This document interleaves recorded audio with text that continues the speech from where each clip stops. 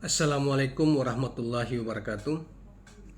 Rekan-rekan sekalian, kembali kita berjumpa di Jejak Semesta 65. Semoga Allah Subhanahu wa taala senantiasa memelihara dan melindungi kita semua dari segala kesulitan yang mungkin kita hadapi di masa yang akan datang.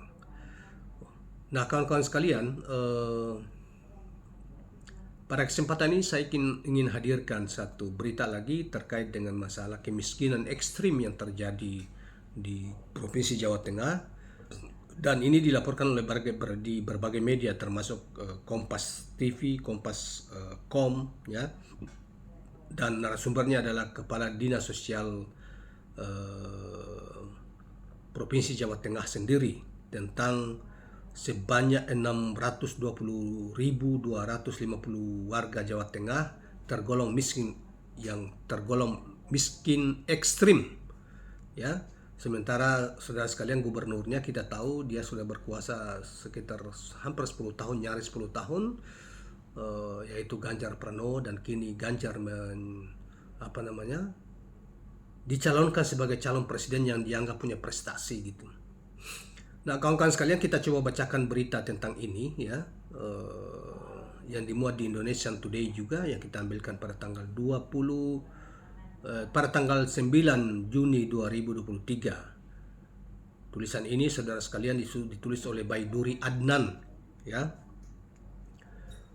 Saudara sekalian, judul yang ditampilkan dalam berita ini adalah Kepala Dinas Sosial Jawa Tengah ungkap sebanyak 620.258 warga Jawa Tengah tergolong miskin ekstrim.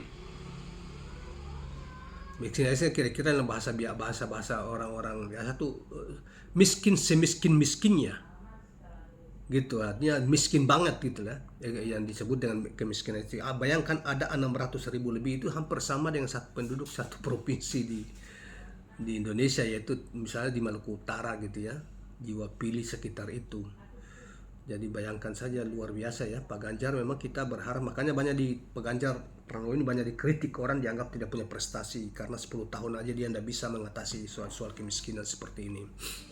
Nah, baiklah, kita bacakan saja kawan-kawan sekalian. Sebanyak 620.258 warga Jawa Tengah tergolong miskin ekstrim. Banyumas menjadi kabupaten di Jawa Tengah dengan angka kemiskinan ekstrim tertinggi, yaitu sebanyak 65.270 orang. Kemudian disusul oleh Kabumen sejumlah 55.320 warga dan Kabupaten Magelang sebanyak 48.762 warga. Kepala Dinas Sosial Dinsos Jawa Tengah, Tegoh Hadi Nugroho, mengatakan status verifikasi dan validasi data pensasaran percepatan penghapusan kemiskinan ekstrim P3KE dari 17 kabupaten miskin ekstrim sudah tuntas dilakukan.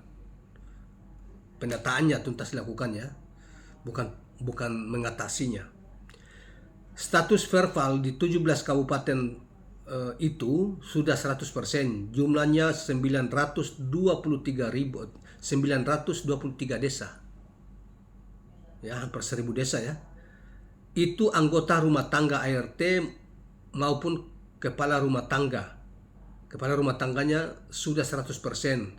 ART miskin ekstrim ada 620.258 orang, dan KRT-nya ada 194.281 tuturnya. Pihaknya fokus menggarap pengentasan kemiskinan ekstrim yang tersebar di 17 kabupaten, lalu terdapat sebanyak 923 desa miskin ekstrim yang diambil dari data P3KE. 993 desa yang miskin ekstrim, saudara, di Jawa Tengah. Hampir 1000 desa. Kemudian data kita sinkronkan dengan DTKS, lalu muncullah angka 620.000 tadi.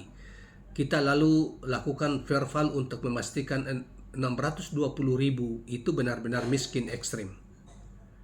Penentuan status kemiskinan itu berdasarkan dari komponen kebutuhan dasar seperti rumah, jamban, air bersih, dan listrik.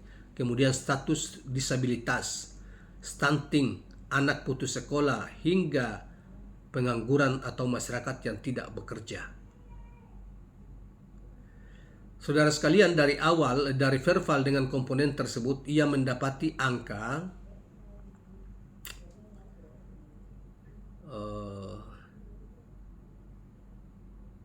sebentar ya.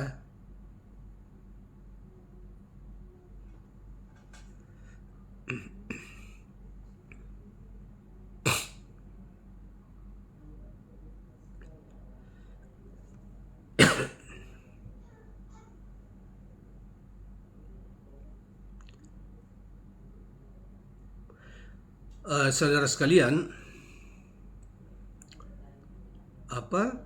jadi kemiskinan ekstrim itu memang kita pilih data yang kemiskinannya tertinggi di desa-desanya. Jadi tidak bisa menghitung bila Banyumas paling miskin karena masih banyak desa lain yang belum terhitung di situ. Kita hanya ambil di 923 desa untuk memproses percepatan itu, karena semua daerah pasti ada miskin ekstrim katanya. Sebelumnya saudara sekalian, sebagaimana arahan Wakil Presiden, pihaknya melakukan pilot proyek pengentasan kemiskinan di 5 kabupaten pada 2021 silam. Jateng menjadi salah satu dari 7 provinsi yang terpilih sebagai pilot proyek. Setiap kabupaten memiliki 25 desa yang diintervensi untuk kemiskinan ekstrim sehingga totalnya 125 desa. Tahun kedua 2022 yang sekarang ada 17 kabupaten ditambah lagi, semua akan dilakukan percepatan. Di Jawa Tengah kita coba intervensi di semua sektor yang rumahnya jamban, air bersih, listrik, sempat layanan dasar menjadi sasaran provinsi, termasuk rumah Toidak, layak huni. Lebih lanjut, untuk stunting pihaknya fokus pada pencegahan agar angka tidak terus bertambah. Lalu untuk difabel ada 2 pola penanganan, yakni bagi difabel non potensial dan potensial, salah satunya melalui kartu Jateng Sejahtera. Sementara itu pihaknya menyebut adanya anak tidak sekolah di 17 kabupaten tersebut sebanyak 16.910 orang. Yang tidak sekolah ya, yang tidak sekolah, bukan putus sekolah. Itu termasuk sasaran percepatan karena kita tahu kalau dalam keluarga miskin memiliki anak yang bersekolah SMA, boarding school, langsung dapat kerja. Itu tergantung itu langsung bisa mengangkat ya. Iya.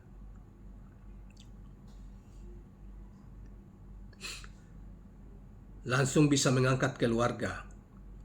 Meski pengentasan lewat pendidikan dinilai sangat cepat dan efektif mengangkat warga dari kemiskinan, tapi prosesnya memakan waktu lama.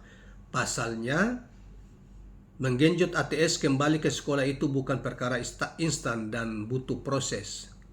Sampai saat ini perhitungan kita, garis kemiskinan Jateng 2022 berada di angka 438.000 per orang per kapita, sebagaimana tertuang di BPS 2022.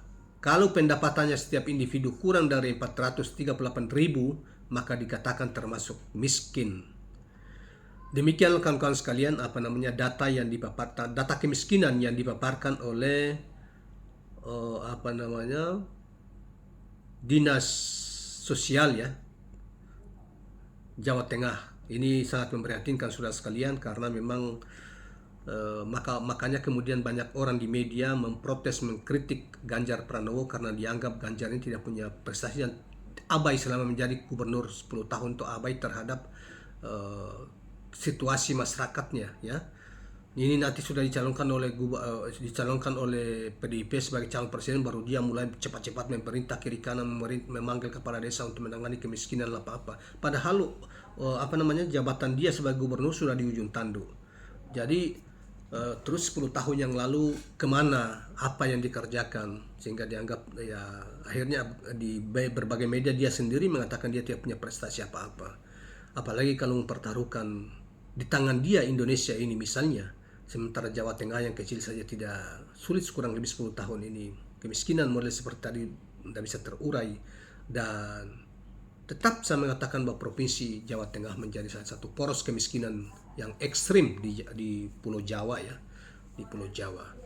Walaupun dikatakan bahwa di beberapa provinsi juga kategori masih miskin, termasuk Papua ya, Papua Barat, Maluku, dan lain sebagainya.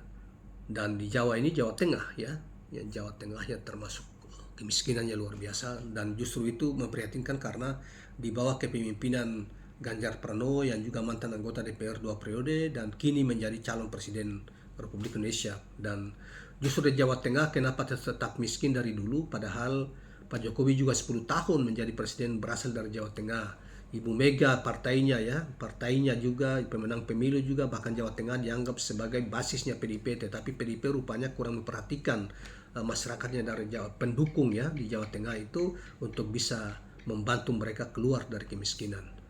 Sayang ya, hanya kebanggaan saja bahwa Jawa Tengah adalah lumbung suara PDIP, tetapi PDIP sendiri tidak mampu mengentaskan dan mesejahterakan masyarakat yang ada di Jawa Tengah, di mana presiden di tangan mereka, ketua DPR di tangan mereka, gubernur juga di tangan mereka, tetapi nyatanya mereka mungkin lebih mementingkan kelompok masing-masing dibanding mementingkan kepentingan rakyat dan daerah yang dipimpin mereka.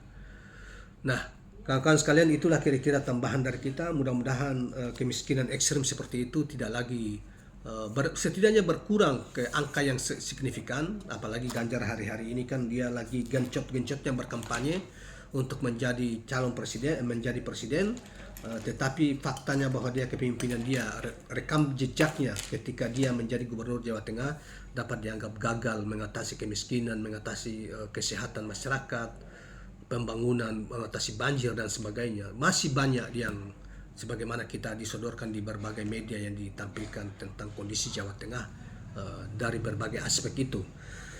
Termasuk juga yang lalu kita juga sampaikan betapa puluhan ribu, kalau tidak salah 65 ribu orang usia 16 sampai 18 tahun putus sekolah rata-rata tiap tahun. Itu kita juga sudah sampaikan di video yang lain dan di Jawa Tengah. Nah, oleh karena itu kita himbau pemimpin-pemimpin kita ya, baik presiden, ketua DPR, termasuk juga gubernur yang masih tersisa waktunya ini, harus bekerja keras, perhatian khusus untuk pengentasan kemiskinan, terutama di Jawa Tengah dan tentunya di daerah-daerah lain, karena Jawa Tengah cukup tinggi kemiskinannya dan ekstrim katanya. Demikianlah kawan-kawan sekalian, jangan lupa subscribe, like, dan share channel ini. Assalamualaikum warahmatullahi wabarakatuh.